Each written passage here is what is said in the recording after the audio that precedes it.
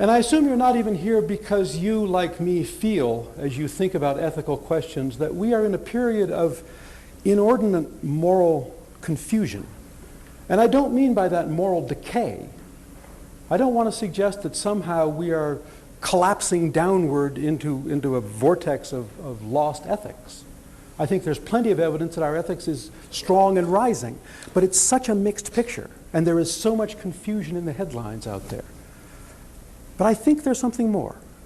And I think you would agree with me when you, like me and like most of the public, seems to have a sense that something is changing, that there's some kind of a tectonic shift going on underneath the surface, because we look back at our own upbringing and we don't find in the public sphere this kind of attention to ethics that it's now getting.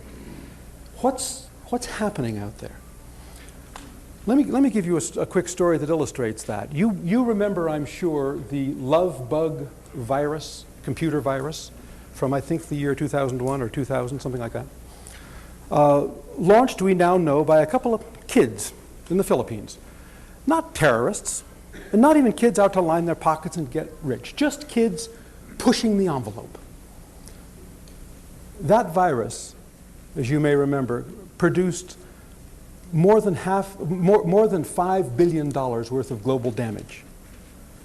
Done by kids who, I would suspect, if they wanted to push the envelope in Manila, that's not a Manila envelope, if they wanted to push the envelope in the Philippines in 1950, what would they have done?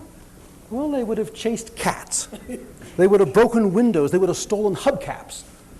Now they've got this computer keyboard, and now they sit down and produce this thing that creates billions in damage. Don't be under the illusion that these kids are the worst and most unethical kids that ever walked the face of the planet. They are not. They are your average garden variety kid with an unclear sense of a moral compass and a terrifically entrepreneurial spirit and a lot of smarts and not a lot of capacity for social integration, perhaps. And they're out there working on their computer keyboards. This doesn't happen 50 years ago.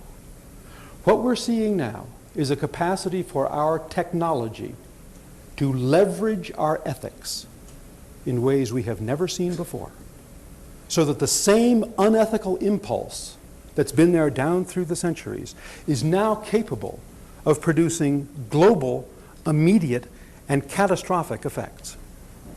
And that's just love bug computer virus, that's just one example. That's the story of Chernobyl. That's the story of the Exxon Valdez. That's, in fact, the story of 9/11. The story of technologies that didn't exist.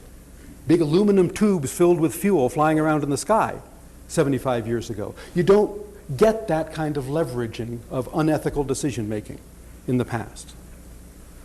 Let me suggest to you then that one of the reasons you're here is because this question of ethics has moved from the periphery right into the center. This is one of the defining first intensity issues for our future. And I would go so far as to suggest that if we're not thoughtful about how we raise the next generation around these questions of ethics and character, we are looking at a situation where we may not survive the 21st century with the ethics of the 20th century.